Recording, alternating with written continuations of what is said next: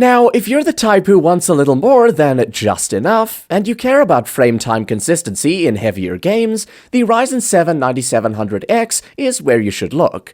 With 8 Zen 5 cores, you get that extra capacity for multitasking or demanding CPU scenarios without paying for performance you'll never see with this GPU.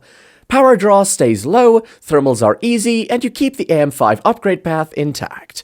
It's the premium pick that actually makes sense for a 6700 XT owner. Strong, efficient, and not absurdly priced. Of course, we can't ignore the X3D chips, the Ryzen 7 7800 X3D and the new 9800 X3D. These are the kings of cache-heavy CPU-bound gaming, and if you pair them with a high-end GPU, they're unmatched.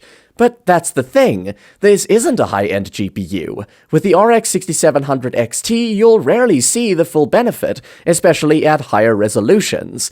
They make sense if you know you'll be upgrading to something like a 7900 XTX or RTX 5080 down the road, but for most people right now, they're an expensive luxury.